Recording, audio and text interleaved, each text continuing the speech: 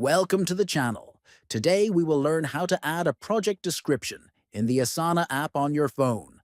If you want to organize your tasks better and keep everyone on your team informed, this video will guide you through the process clearly and quickly. First, open the Asana app on your phone. Navigate to the project you wish to manage.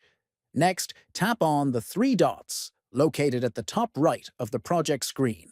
Then, from the menu that appears, click on Edit to access the project settings.